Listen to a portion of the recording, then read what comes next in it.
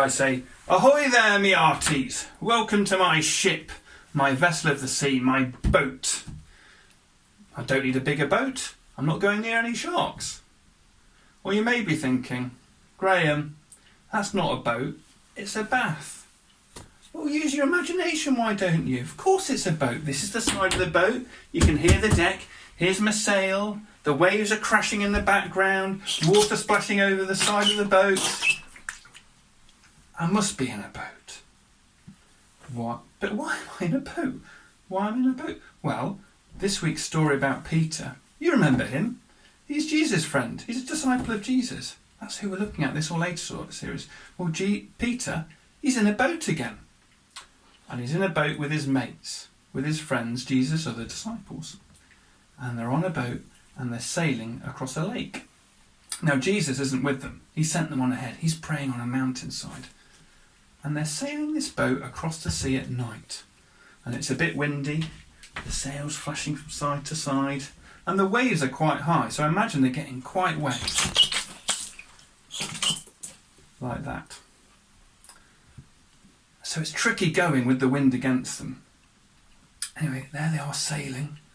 And suddenly, in the distance, they see something. What's that? It's a ghost! It's a ghost, they think. They see something on the water. A figure. It must be a ghost. It's a ghost. They're terrified. Peter, the disciple, they're all terrified. But it's not a ghost. It's me, Jesus, said Jesus. It was Jesus. Jesus was walking on the water. Now, I don't know about you, but if I tried to walk on the water, then I would get very, very wet. And even if I tried to run across the water, I'd get very, very wet. Like that. I would get wet. But Jesus, he's not like me. He's not like you. He's the Son of God. He's both man and God. He could walk across the water. And that's who it was. Now, what do you imagine Peter said when he heard that? And when he saw it was Jesus? He didn't say, "Jesus, come on, get in the boat." Or, "Is it really you, Jesus?" No, Peter said, "Jesus, if it's you, let me come to you." And Jesus said, "Come." And Peter did a most amazing thing.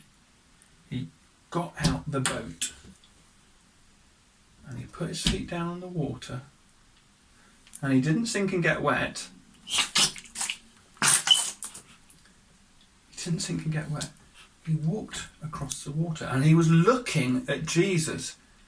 He was looking at Jesus and he was walking on the water. Amazing. But then Peter started to look around him a bit. And he could feel the wind. And he could see the high waves. And he started to get scared. He started to get afraid. And he started to sink. And get very, very wet. Very wet. He was drowning. And he said, "Jesus, save me!" And a hand came down. And it was Jesus' hand and arm. And he pulled Peter up. And he pulled him into the boat. And Peter and the disciples, they looked at Jesus and they said, "You are the Son of God." Jesus is the Son of God. He can do things that no one else can do. He is God in the flesh. That's who Jesus is.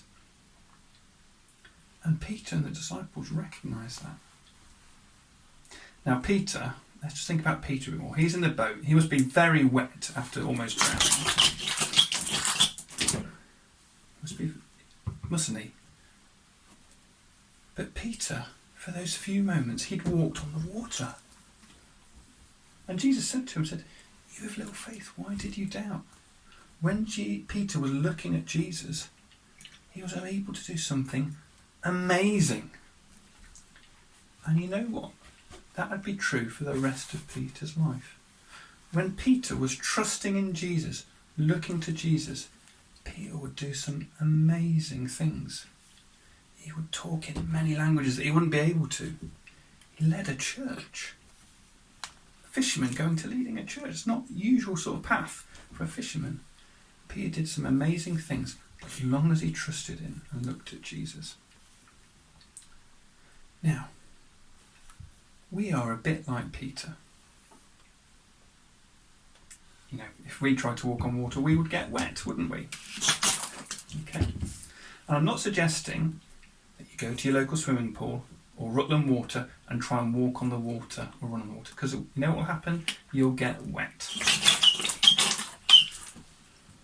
But I think what this story tells us, it tells us that if, as Christians, we look at Jesus, we fix our eyes on him, we can do amazing things. We can do things that wouldn't be possible without Jesus' help. You see, the problem is sometimes we look at the waves. Sometimes we focus on the things that scare us or worry us. And there are lots of things that must scare or worry you. I know there are things that scare and worry me. But actually, when we look at Jesus, the things that scare us, the things that worry us, are so much smaller in comparison. This is Jesus, the Son of God, who could walk in water. So keep your eyes on Jesus. Pray to him. Sing to him. Read about him in the Bible. Talk to people about him. That's what fixing your eyes on Jesus means. And when you do that, Jesus can do incredible things through you, just like he did through Peter. Right, well, that's the end of another all-age talk. So I'm going to sail off in my boat now and hope I don't get too wet. Until next time.